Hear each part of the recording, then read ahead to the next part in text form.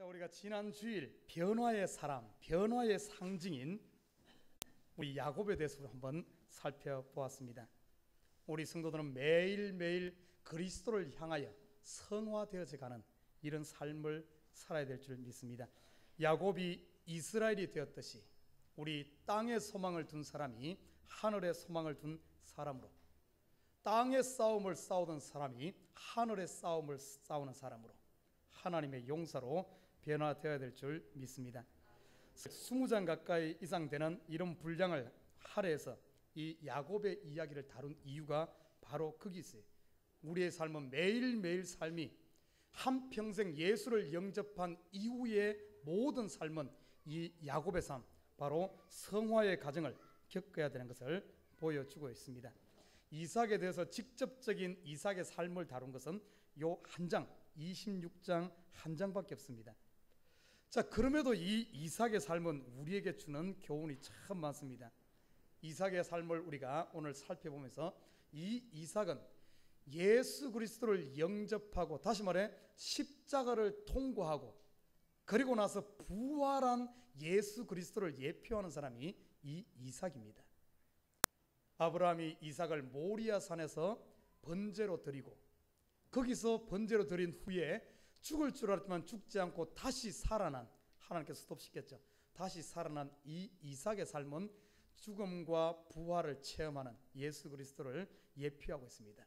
다시 말해 이 이삭의 삶은 또한 십자가를 통과하고 참 예수를 만나고 부활 신앙을 가지고 살아가는 성숙한 그리스도인들, 참 크리스찬의 삶을 대변하는 사람이 이 이삭입니다.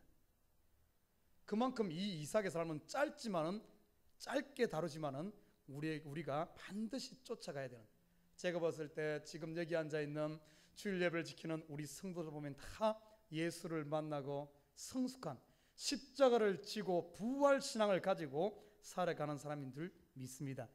저와 여러분, 어떠한 삶이 과연 하나님이 받으시는 삶이고 짧지만은 참으로 굵은 하나님께 영광 돌리는 이런 삶인가를 한번 살펴보고자 합니다. 자, 오늘 본문에 나타난 이 이삭의 삶, 자, 오늘 본문에 보면은 참 제가 신방 가서도 자주 전하는 말씀인데, 이삭이 그 땅에서 농사에 그의 100배나 얻었고, 참 축복된 말씀이죠. 그러나 오늘 이 말씀이, 이 배경이 있기까지는 26장 1절로 돌아가서 봐야 됩니다. 26장 1절에 보면 이렇게 말합니다. 아브라함 때 첫 흉년이 들었더니 그 땅에 또 흉년이 들매 이삭이 그랄로 가서, 이렇게 말하고 있어요. 오늘 이 100배의 축복을 누리고 왕성하고 강성한 이런 큰 축복을 누릴 수 있게 된 배경, 어디로부터 출발하는가 하면은 오늘 본문에 보면은 1장에 흉년 들었다 이렇게 말하고 있어요. 흉년으로부터 출발했다는 사실입니다. 아브라함 때 70년 80년 전에 아브라함 때도 이런 큰 흉년이 들었습니다. 그때 아브라함은 이 흉년을 피하여 애굽으로 내려갔다가 애굽에서 부인을 잃어버렸다가 겨우 하나님의 은혜로 찾고 많은 어려움을 겪는 이런 것을 보여줍니다. 그래서 오늘 이 이삭도 흉년이 드니까 어떻게 하는가 하면은 흉년을 피해서 애굽으로 내려가기 위해서 발걸음을 이삿짐을 싸서 내려가려고 합니다. 애굽으로, 가나안에서 애굽으로 내려가는 가장 빠른 길이 어떤 길인가 하면은 블레셋이 있는 지중해 연안을 따라서 내려가는 그 길이면은 12일에서 14일이면은 애굽의 나일강 유역까지 도착을 합니다. 가장 빠른 길을 택해서 내려가려고 블레셋 땅으로 갔어요. 그때 하나님께서 말씀합니다. 하나님께서 2절에 보면 여호와께서 이삭에게 나타나 가라사대 애굽으로 내려가지 말고 내가 내게 지시하신 땅에 가라, 이 땅에 유하라, 이렇게 말합니다. 그 당시 블레셋 땅은 가나안 지경의 일부였기 때문에 짐 싸고 내려가려면 몇 발자국 뛰자마자 하나님이 스톱시키는 거예요. 내려가지 마라 그럽니다. 이 땅에 유하라 그럽니다. 자, 우리가 이 시간 한번 살펴볼 필요가 있어요. 이 말씀에 이삭은 순종을 합니다. 물론 이 블레셋 땅 그 지역도 지금 흉년이 있어서 힘든 그런 상황이었어요. 그럼에도 불구하고 하나님의 말씀에 이삭은 순종하여 그곳에 머무르는 모습을 보게 됩니다. 자, 우리가 살다 보면 흉년 들 일이 있어요. 참 성경에 보면 믿음의 조상들, 믿음의 길을 가는 사람들 앞에 흉년 드는 일이 이렇게 가끔 소개되고 있습니다. 우리가 잘 아는 이삭의 아버지 때에 아브라함 때도 흉년이 들었고, 오늘 본문에 보면 이삭 때도 흉년이 들었고, 그 아들 때 요셉의 때, 야곱 요셉의 때도 또 흉년이 듭니다. 여러분 잘 알고 사사기에는 또 엘리멜렉이라는 룻기스에도 보면은 흉년 들었다 이런 표현이 소개되고 있고요. 또 엘리야 시대 때도 큰 3년 반의 흉년이 든 모습을 보게 됩니다. 자, 이스라엘 땅에 왜 이렇게 흉년이 잘 드는가? 흉년 들었다는 말은 기근을 의미합니다. 물이 없고 비가 오지 않는 이 상태. 우리 인생 가운데서도 때로는 이런 흉년이 들 수가 있어요. 기근이 들 수가 있습니다. 우리 건강에 기근이 들기도 하고, 우리 물질에 이런 흉년 들기도 하고, 우리 영적 생활에 흉년 들기도 하고, 교회에도 때로는 보면은 흉년 들 수가 있어요. 이런 모든 흉년도 하나님의 계획하에 되어진다는 것을 우리는 성경을 통해서 볼 수가 있습니다. 흉년 만났을 때 두 가지 현상이 나타납니다. 이 흉년 때문에 굉장히 어려움을 겪는 경우도 있지만, 때로는 이 흉년을 통해서 그 인생이 새로워지는, 위기를 잘 넘겨서 큰 축복을 받는 이런 경우도 소개되고 있습니다. 그런데 성경에서는 보면은 이 흉년, 우리 인생으로 치면은 환난과 공고라든지 시험이라든지 어려움을 이야기하는데, 이런 것을 통해서 하나님께서는 하나님의 계획을, 하나님의 뜻을 펼쳐 보여주는 경우가 참 많습니다. 우리가 잘 알다시피 요셉이라든지 이런 사람은 이 7년 대흉년을 통해서 그의 인생을 역전시키는, 종의 상태에서 총리가 되어지는 이런 축복을 받기도 하고, 엘리야 선지자도 이 흉년을 통해서 하나님을 더 깊이 만나는 그런 역사가 일어나는 모습을 보게 됩니다. 여러분, 우리 인생 가운데 이런 흉년 든다든지 환난은 이것을 어떻게 극복하느냐에 따라서 이것을 완전히 축복으로 바꿀 수도 있고, 반대로 이것을 통해서 모든 것을 낭비하고 고생하는 이런 쪽으로 갈 수도 있다는 사실입니다. 때로는 교회에 흉년 들 수도 있어요. 교회에 어려움이 올 수도 있습니다. 가정에 어려움이 올 수도 있어요. 직장에 어려움이 올 수도 있습니다. 여러분, 어려움이 왔을 때 이것을 어떤 눈으로 바라봐야 될 것인가? 왜 나에게만 이런 일이 터지는가? 이런 불평의 눈으로 볼 것인가? 아니면은 이것을 통해서 하나님께서 나에게 말씀하시고자 하시는 뜻이 무엇일까? 하나님의 뜻을 구하여 하나님을 만나 인생을 역전시킬 것인가? 오늘 이 이삭은 어떤가 하면은 이 흉년을 통해서 그의 삶이 변화되어지고 하나님께로 더 가까이 가고, 더 나아가서 하나님과의 이 통로가 확 뚫리는, 그 인생을 역전시키는 이런 방향으로 갔다는 사실입니다. 사랑하는 우리 식구 여러분, 오늘 여러분 흉년만 났다면 이것은 피할 일이 아닙니다. 사람들을 보면 교회에서 조금 어려움이 있고 뭔가 문제가 있고, 성도 간에, 목사와 관계 간에, 아니면 마음에 어떤 이런 문제가 있으면 일단 피하고 보자, 이것이 일반적인 사람들의 방식입니다. 성경에서 보면 이거 흉년만 났다고, 공고만 났다고, 환난만 났다고 피하는 것은 상책이 아닙니다. 성경에 보면 이 일을 피했다가 아주 쫄딱 망한 케이스가 나와요. 여러분 알다시피 룻기서에 보면 엘리멜렉이라는 사람이 나옵니다. 이 사람이 베들레헴에 살았어요. 베들레헴의 뜻은 떡집입니다. 하나님의 은혜가 있고 하나님의 떡이 있는, 축복이 있는 곳이 이 베들레헴인데, 거기에 흉년이 되니까, 어려우니까 짐 싸고 어디로 내려가면 모압으로 이사를 갑니다. 그때 갈 때 혼자만 간 게 아니에요. 부인과 두 아들 데리고 갑니다. 흉년 피해서 살겠다고 갔는데 모압에 가서 어떤 일이 일어납니까? 10년 동안 있으면서 자기도 죽고 두 아들도 죽고, 나중에 가서는 과부 셋만 남는 이런 안타까운 역사가 일어났습니다. 그리고 나서 다시 베들레헴에 돌아와가지고 하나님의 은혜로 소생하는 역사가 일어났지만, 아무튼 이 흉년을 피하는 것, 하나님께서 허락하신 이런 문제들, 환난들은 성도들이 피한다고 되어지는 게 아니에요. 반드시 그 속에서 하나님의 뜻을 찾고 오늘 본문에 보면은 이삭에게 말씀하시기를 너는 애굽으로 내려가지 마라. 왜 내려가지 마라 그런 줄 알아요? 애굽에 세상으로 내려가게 되면은 거기서 음식은 찾을 수 있을지 모르지만은 그 음식을 찾다가 애굽의 그 문명, 세상 문명에 그가 물들게 되고 다음에 어려움이 또 오게 되면 또 애굽으로 내려가는, 결국에는 세상 방법으로 인생을 살아갈까 싶어서 하나님께 내려가지 말라 그럽니다. 이 기근을 허락한 이유는 너를 통해서 하나님께서 뜻이 있기 때문에, 이삭을 통해서 하나님이 1대1로 만나고자 하는 이런 뜻이 있기 때문에 이곳에 유하라 그럽니다. 저와 여러분 지금 교회에서 아니면 가정에서 직장에서 여러분 지금 흉년 들어있지는 않습니까? 그래서 어디로 도망갈까 마음에서 지금 갈등하고 있지는 않습니까? 오늘 이 말씀에 순종하시길 바랍니다. 이삭이 그 땅에서 농사하여 그 해에 100배나 얻었고 여호와께서 복을 주심으로 양과 소가 때를 이루고 참으로 큰 축복, 이런 축복을 받은 사실을 보게 됩니다. 하나님의 축복은 그냥 오는 게 아닙니다. 반드시 하나님께서 이런 큰 축복을 누리기 전에, 주시기 전에 우리의 마음을 한번 다뤄보는 거예요. 우리를 준비시킵니다. 이런 많은 것을 주었을 때 이를 감당할 수 있는가, 아니면 이런 것을 주었을 때 하나님을 인정할 수 있는가. 이 시험에 통과하고 나니까 이런 큰 축복을 받았어요. 이방 땅에 가가지고 그 흉년된 그 상태에서도 엄청난 복을 누린 사실을 보게 됩니다. 자, 그런데 이것은 이제 첫 단계일 뿐이에요. 이것이 끝이 아니에요.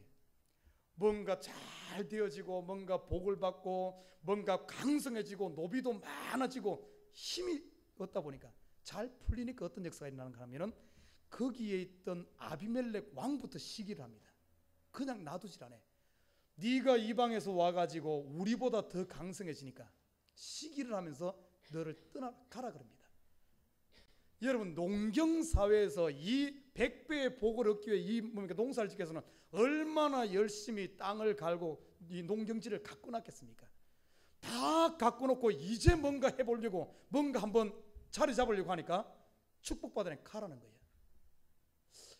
처음 보면은 이런 잘 될 때 이런 시험이 또 올 수가 있어요.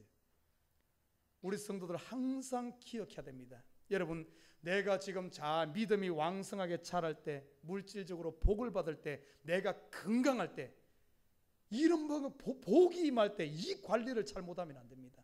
성경에 보면은 우리가 요즘에 새벽 예배마다 열왕기상을 공부하고 있어요. 열왕기에 참 여실히 보여주는 것이, 오고 가는 모든 세대 가운데 이 솔로몬만큼 부귀와 영화를 누린 사람이 없어요. 이 솔로몬이 보십시오. 처음에는 20대 전후에서 왕이 되었을 때 참 어린아이로서 겸손하게 나갔습니다. 하나님 앞에 완전히 낮아지고 하나님만 전적으로 의지하니까 하나님께서 그에게 지혜를 주고 명철을 주고 왕성한 나라를 허락했습니다. 그런데 그의 통치 중반쯤 되었을 때 하나님의 성전을 완공하고 왕궁을 완공하고 온 그의 명성이 아프리카 북부라고 아라비아까지 다 명성이 뻗치는 엄청난 이렇게 강성할 때 어떤 역사가 일어납니까? 하나님을 더 의지해야 될 그가 자기의 검은 보화를 의지하고 자기의 파워를 의지하고 자기의 지혜를 의지함으로 말미암아 솔로몬 통치 20년 이후부터 40년의 절반 이후부터는 계속해서 내리막길로 가면서 나중에 가는 하나님이 2번씩이나 그에게 직접 명령했건만 그가 결국에는 하나님을 저버리고 우상을 섬기는 길로 가다가 그 큰 나라가 그 다음 때로 가자마자 유다와 베냐민밖에 안 남는, 완전히 이거는 뭐 10분의 1이 아니죠. 한 40분, 50분의 1 정도밖에 안 되는, 모든 걸 잃어버리는 이런 쪽으로 가지 않습니까? 이 솔로몬뿐만 아닙니다. 이스라엘의 일대 왕 사울 왕도 그랬어요. 그가 처음에는 그렇게 겸손하다가 왕성한 나라를 이루니까 타락해버리고, 다윗도 또한 그렇게 하나님 앞에 붙어가던 그가 왕성하니까 범죄의 길로 빠지는, 잘 되었을 때 이걸 조심해. 잘 되었을 때 항상 이런 잘 될 때 우리에게 시험이 있다는 사실. 오늘 보니까 이 이삭도 보니까 잘 되어갈 때 이런 시험과 어려움이 오게 됩니다. 자, 이런 부분에서 오늘 보니까 이삭은 이익과 싸우지 않아요. 가라 그러니까 어떤가 하면은 그냥 갑니다. 그들과 싸우지 않고 왜냐하면 싸울 만한 힘이 있어요. 오늘 본문에 보면 노복이 힘이 많음으로, 이 표현을 왜 한 줄 압니까? 이 이삭이 왕성했을 때 많은 노비들을 거느렸다. 아마 노비들을 거느린 근본적인 그 속에는 물론 재산이 많아서 그랬을 수도 있지만은 이가 살고 있는 곳이 지금 블레셋에 있기 때문에 자기의 안전을 위해서 이런 많은 노비를 두었을 수도 있어요. 힘이 많았다, 이 말은 만약에 아비멜렉이 가라 그러면은 나 못 간다, 한번 해보자, 싸울 수도 있는 이런 왕성한 단계에 이르렀음에도 불구하고 이 이삭이 싸우지 아니하고 어떻게 했는가 하면은 가라 그러니까 그냥 갑니다. 조금 옮겨서 어디로 가는가 하면은 거랄 골짜기, 그 골짜기에 가서 다시 시작합니다. 다시 시작하는데 뭔가 거기서 다시 시작하면서 우물을 파기 시작합니다. 여러분, 이 거랄 골짜기에 이 이삭이 갔다는 것은 그곳은 지금 사람들이 살지 않고 버려진 땅임을 볼 수가 있어요. 버려진 땅.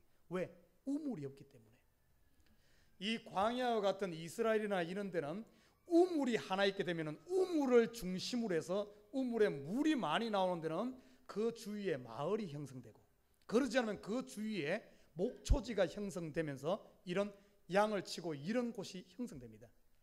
물이 없는 곳은 마을이 있을 수가 없고 버려진 땅입니다. 그래서 거랄 골짜기에 가서 이삭이 우물을 팠다는 것은 아무도 없는 버려진 땅에 가서 새롭게 시작했다는 걸 의미합니다. 우물을 파서 물이 나오고 그곳에 황무지에 목초지를 만들고 우리를 짓고 살만하면 또 어떤가 하면 거랄 목자들이 와서 또 이것을 방해, 다 만들어 놓으면 와서 그거 내놓으라 그럽니다.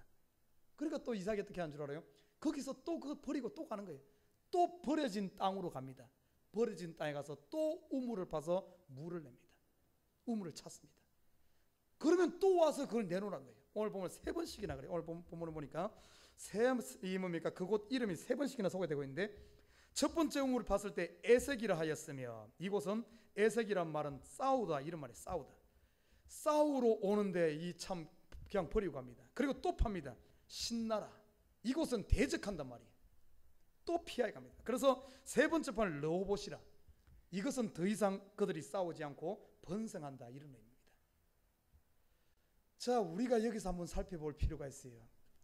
참 이삭의 삶 짧지만은 귀중한 이유 중에 하나가 뭔가 하면은 구원 얻은 십자가와 부활을 체험한 성도들의 삶은 이러해야 됨을 보여주고 있습니다.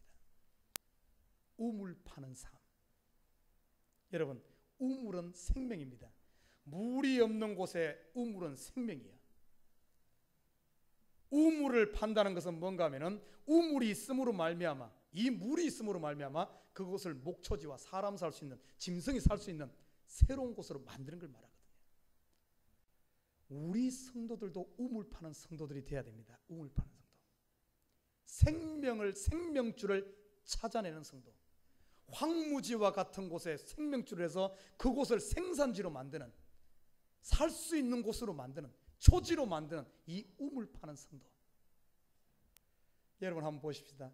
저와 여러분은 우물 파는 성도입니까? 아니면은 거랄 목자들처럼 남이 다 해놓은 데 와서 빼앗고 고춧가루 뿌리고 이렇게 하는 성도인지 한번 살펴봐야 돼요. 우리가 파야 될 우물 세 가지입니다. 첫째는 교회에서 우물을 파야 돼요. 교회에서. 가정에서도 우물을 파야 되고 직장에서도 우물 파는 성도들이에요. 자, 교회에서 보십시다. 오늘 이 야곱이 가는 곳마다 잘 되어지니까, 뭔가 열심히 하나님께서 복을 받고 100배의 복을 누리고 크게 왕성하니까 이런 쫓아내는, 다투는 이런 일들이 일어났어요. 이 시대 똑같습니다. 구원 얻은 성도로서 내 속에 성령 충만하고 은혜 충만하고 부활의 소망을 가지고 하나님 나라를 위해서 교회에 충성할 때 열심하고 열매들이 나타나고 많은 사람 앞에서 그리스도의 정인되는 이런 일을 할 때 반드시 어떤 일이 있는가 하면 꼭 보면은 거랄 목자와 같은 이런 사람들이 나타나서 일을 방해합니다. 교회에서도 보면 그래요. 열심히 일해 참 내 시간 들여 물질 들여 참으로 헌신해서 하나님 일을 참 열심히 하면은 꼭 일도 안 하는 사람이 와가지고 잘했네 못했네 이것은 이렇게 하네 저렇게 하네 잔소리하는 사람 꼭 생겨. 한번 봐요. 지금 우리 교회는 그런 거 없을 줄 알아. 없어야지. 있으면 안 되지. 그럴 목자가 있어야 되겠습니까? 이렇게 하면 이런 일이 있을 때 여러분 어떻게 하시겠어요? 거기에 대해서 내가 이렇게 수고했는데 네가 그래 너는 안 해놓고 하면서 같이 대판 싸울 겁니까? 그 싸우면 어떻게 되겠어요? 그럴 목자고 싸우면 지금 그럴 목자들이 노리는 게 바로 그거예요. 이 사람들이 와서 자꾸 자기들이 파지도 않고 다 해놓으면 와서 빼앗는 이유가 뭔가 하면은 싸움을 걸어서 이삭이 가지고 있는 모든 재산을 자기 것으로 하고자 하는 대의 명분을 찾는 거거든요. 싸움의 명분을 찾는 겁니다. 우리 성도들에게도 이런 일이 있을 수 있어요. 꼭 보면 그랄 목자와 같은 이런 사람들은 와서 꼭 그렇게 싸움을 겁니다. 그런데 이 이삭은 어떻게 했습니까? 여기 싸웠어요? 싸우지 않았습니다. 싸우는 것이 아니라 그들은 와서 뭡니까? 내놓으라 그러면은 가지라고 가서 뭘 했는가 하면 또 다른 곳에 가서 광야지에 가서 또 우물을 팠어요. 영적으로 보면 어떤 의미 같아요? 우물 파는 사람. 여러분 에베소서를 잘 읽어보면 이렇게 말합니다. 구원 얻은 백성들, 부활 신앙을 가진 성도들에게 말하기를 우리들의 싸울 것은 혈과 육에 대한 것이 아니라 공중의 건사분 악한 사단마귀의 싸움이다. 여러분 지금 교회에서 혈과 육의 싸움을 싸우고 있습니까? 누구 꼴보기 싫어가지고 누가 뭐라 그러니까 신경질 나가지고 그 사람 미워하면서 아웅다웅하고 있지는 않습니까? 여러분 가정에서 남편과 아내가 아웅다웅 혈과 육의 싸움을 싸우고 있지는 않습니까? 직장에서 사장 미워가지고 그러고 있지는 않습니까? 동료끼리 시기 질투하며 싸우고 막 이러면서 혈과 육의 싸움을 싸우고 있지 않습니까? 오늘 이삭을 통해 배웁시다. 그가 그랄 목자들이 싸움을 걸어왔을 때 그가 혈과 육의 싸움을 싸운 것이 아니라 어떤 싸움을 했어요? 달랐어요. 이들은 싸움을 대의명분을 찾고자 자꾸 싸움을 거는데 이삭은 싸운 것이 아니라 말없이 달라면 주고 가서 우물을 파는 거야. 우물. 성도들 우물 파는 의미가 뭔 줄 압니까? 저도 시골에서 우물을 파는 것을 제가 파진 않았고 파는 것을 구경을 했어요. 우리 집은 동네 중에서 산 중턱에 있습니다. 제일 위에 있어요. 시골 동네에서 제일 좋은 집은 뭔가 하면은 제일 밑에 있는 문전 옥탑, 문을 열면은 밭 논이 있는 제일 밑에 쪽이 좋은 집입니다. 우리 집까지 저 위에 있는 건 좋은 집이 아니에요. 왜냐하면 대부분의 샘도 밑에 있기 때문에 우리 집 같은 데는 물을 떠다 올려야 돼요. 그래서 우리 집에서도 우물을 팠어요. 우물은 아무나 못 팝니다. 이게 좀 전문성이 있어야 돼. 보니까 처음에 팔 때는 크진 않아 한 이 정도 둥글게 파는데 처음에는 여러 사람이 달라도 팝니다. 파다가 한 키 정도 들어가면은 그때부터는 여러 사람 파는 게 아니라 혼자 팝니다. 그 속에 들어가서 둘이 팔 수가 없어요. 혼자밖에 못 팝니다. 삽도 큰 것으로 안 돼. 딱 이 자루가 짧은 걸 해갖고 혼자 들어가 팝니다. 그러면서 위에서는 이제 밖에서 에다 흙하면 이 드러내는 땡겨 올리고 또 집어넣고 그래가지고 혼자 팝니다. 보통 한국에서는 괜찮은 우물을 팔려면 밑으로 한 10m 정도는 들어가야지 팔 수가 있어요. 10m 정도 팝니다. 한국에서도. 하물며 그 당시 이스라엘 팔레스타인 지역에서 우물 판다는 것은 물을 얻기 위해서는 얼마나 깊이 팠겠습니까? 그것도 그냥 사반자로 가지고 그걸 판다는 게 보통 일이 아니에요. 우물을 파는 건 둘이 팔 수도 없고 혼자 팝니다.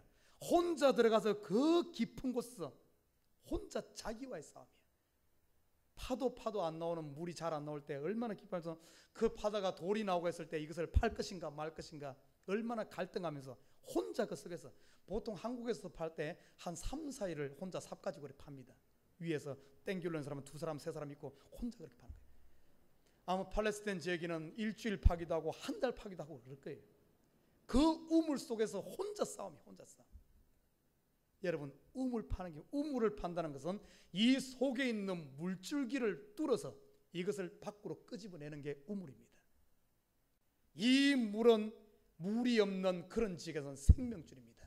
이 우물 판다는 것은 어떤 의미인 줄 알아요? 영적으로 보면은 하나님과 나 사이의 문제기라는 거예요.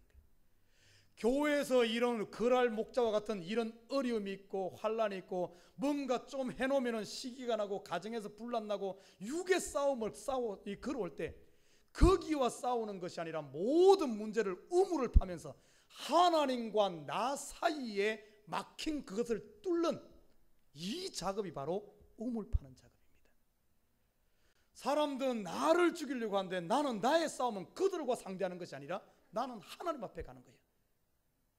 내가 어려움 당하고 사람과 관계가 누군가 나를 시기하면서 나를 괴롭혀.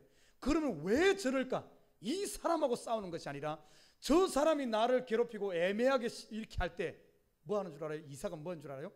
하나님 앞에 가서 기도한 겁니다. 하나님, 이 일이 왜 이렇게 일어납니까? 혹시 내 속에 죄가 있습니까?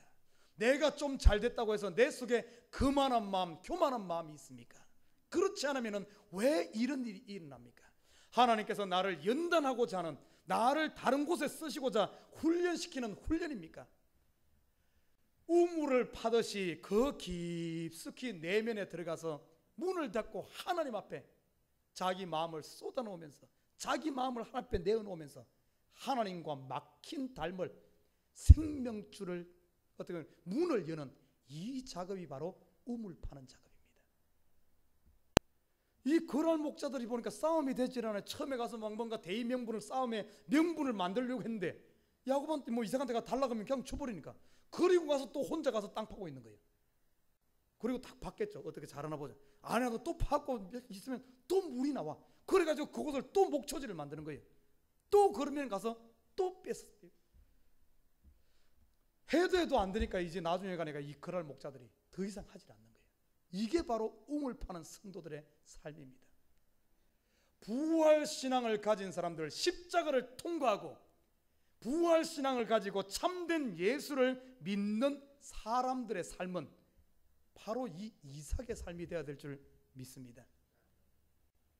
여러분 지금 어떻습니까? 지금 교회에서, 여러분 교회에서 지금 거랄 목자와 같은 이런 흉년 만나고 지금 거랄 목자와 같은 이런 가운데 있는 성도는 없습니까? 대부분의 교회의 싸움이 어디서 나온 줄 알아요? 요즘 보면 교회들이 시끄럽습니다. 우물 파는 사람이 없어서 그래. 누가 막 그러면은 거기에 갖다 같이 싸워버립니다. 그냥 갖다 퍼버려.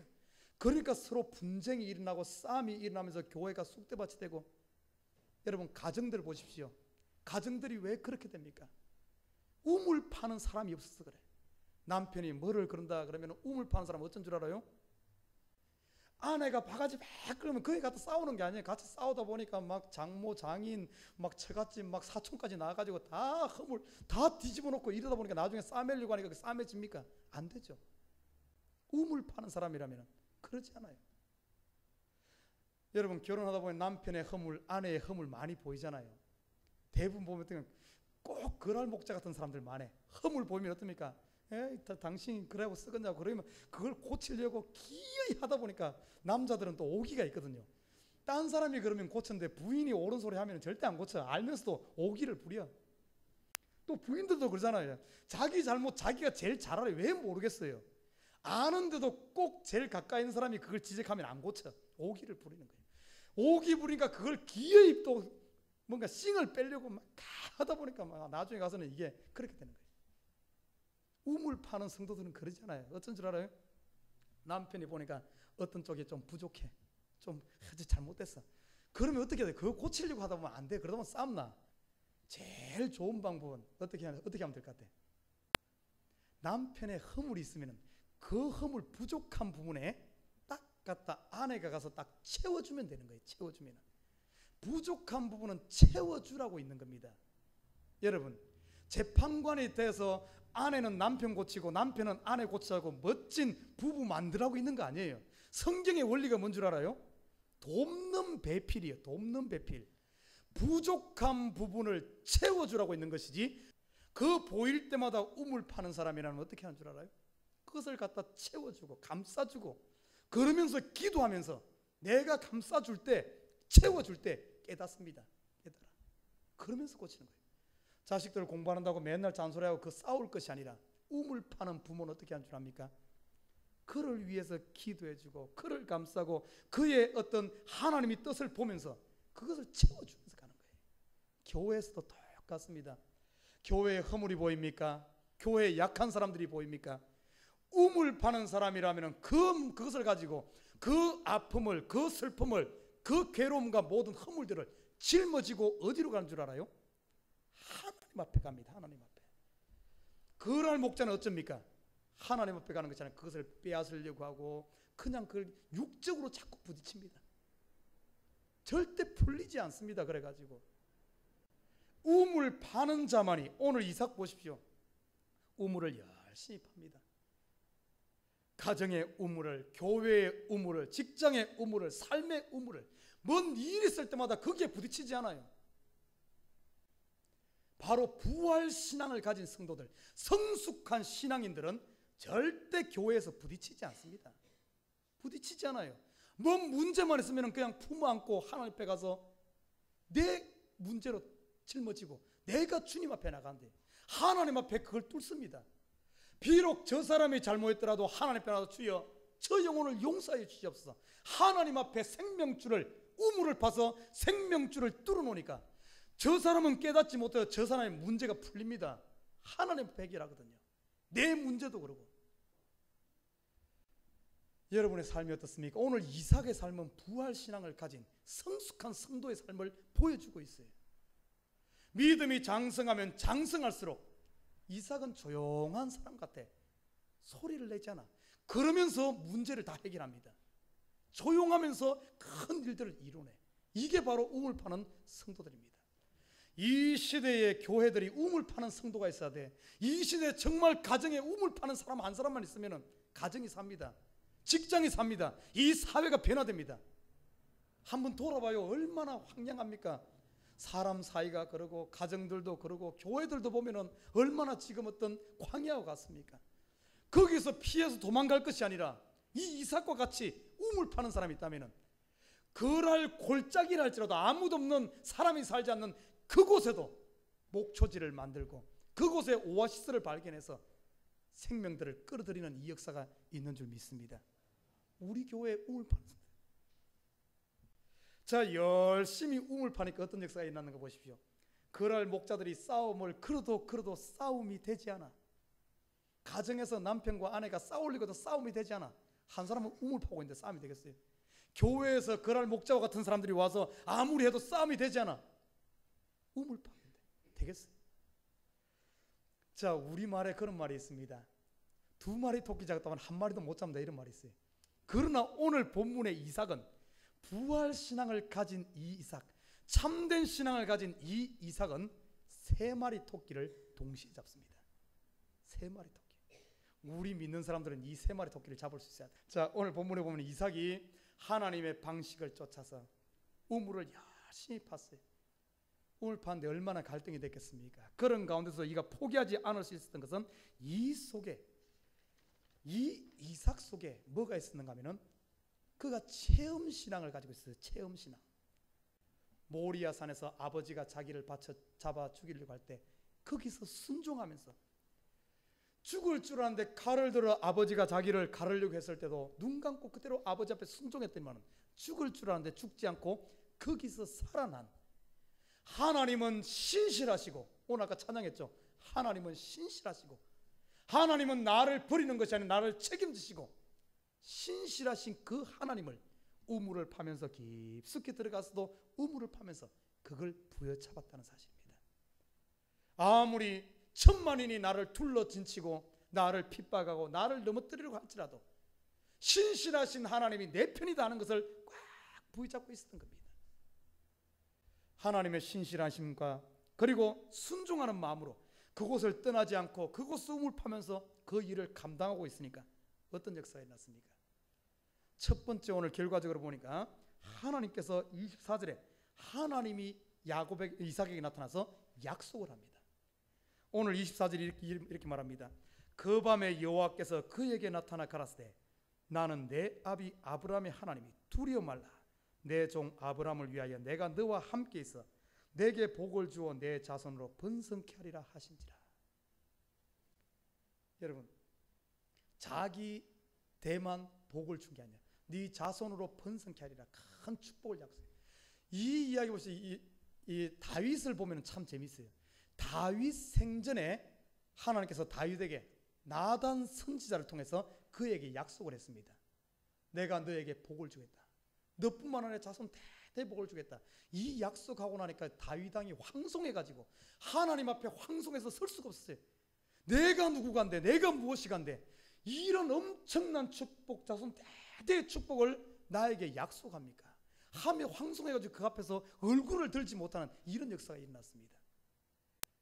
오늘 이 이삭에게, 지금 이삭의 상황이 어떻습니까?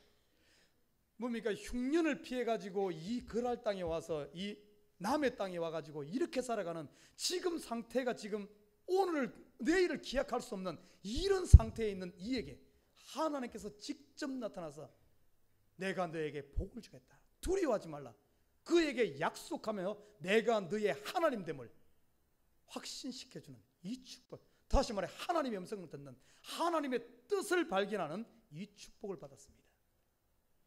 그가 하나님 앞에 우물 파는 삶을 하면서 하나님 앞에 나아갔더니만 하나님께서 그에게 나타나서 그와 하나님 사이를 화통하게 하며 자손 대대의 복을 약속한 사실을 보게 됩니다. 여러분, 지금 우리 지금 삶이 얼마나 힘듭니까? 뉴욕의 삶이 힘들고 경제적으로 어렵죠. 내일이 어떻게 될지도 모르는 참 이런 상태에서 하나님께서 내일 모레 인생길 쫙 약속을 한다 생각해 보십시오. 얼마나 살만 나겠어요. 지금 네가 사업 어렵지만 내일 모레 너의 삶이 확 열릴 것이다. 네가 지금 시험 때문에 고민하지만 네가 분명 좋은 직장을 얻을 것이다. 네가 지금 결혼 때문에 고민하지만 네 남편 이런 사람을 줄 것이다. 쫙 완전히 오늘 모든 것에 대한 미래에 대한 약속을 받는다는 것은 확신 가운데 어떤 자유함을 얻지 않겠습니까? 이 이삭이 오늘 이 축복의 말씀을 받았어요. 두 번째는 어떤 축복을 받은 줄 압니까? 지금은 이 이삭은 한 가족입니다. 한 가족으로 일가는데 계속해서 이런 싸우지 아니하고 우물 파는 삶을 살았을 때, 오늘 본문 뒤에 보면 26장부터 보면은 아비멜렉이라는 이 사람, 블레셋의 왕이었어요. 왕이 자기 군대 장관을 데리고 와가지고 이삭에게 찾아와가지고 어떤 조약을 맺는가 하면 평화 조약을 맺자고 약속을 합니다.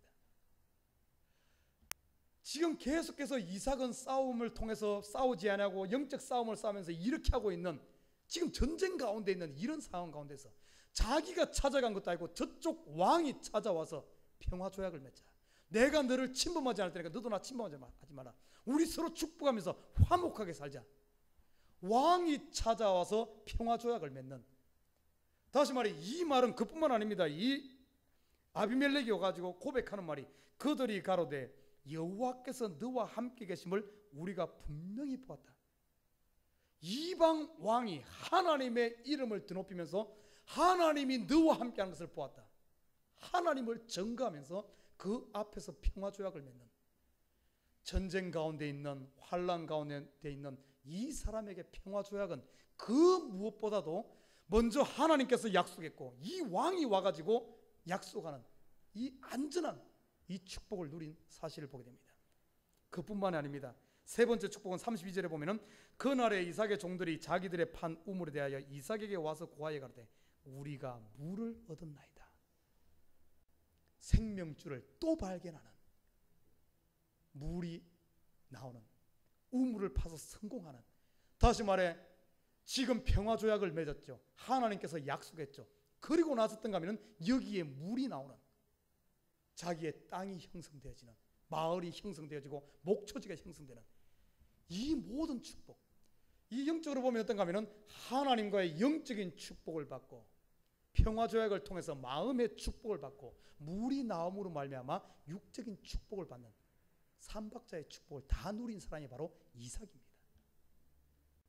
부활신앙을 가지고 육의 싸움을 싸우는 것이 아니라 영의 싸움을 싸우며 우물 파는 성도들에게 주어지는 축복은 하늘의 축복과 땅의 축복과 모든 축복을 함께 누리는, 세 마리 토끼를 잡는 이런 역사가 일어난다는 사실입니다. 우리가 궁극적으로 살아가야 될 참된 예수 그리스도의 제자로서, 성숙한 신앙으로서 누려야 할 축복이 바로 이겁니다. 하나 얻었는데 하나를 놓치는 것이 아니라 모든 것을 얻는 이삭의 삶 가운데 그걸 볼 수 있어요. 사랑하는 우리 십교 여러분, 여러분 지금 육의 싸움을 싸우고 있지는 않습니까? 그럴 목자와 육의 싸움을 싸우고 있지는 않습니까? 이제는 우리가 육의 싸움을 싸우는 것이 아니라 영의 싸움을 싸워 우물 파는 성도들이 되어지는, 하나님 앞에 내가 나아가서 모든 이런 문제들을 하나님 앞에서 풀므로 말미암아 이 세 가지 축복을 누리는 저와 여러분 되시기를 주님의 이름으로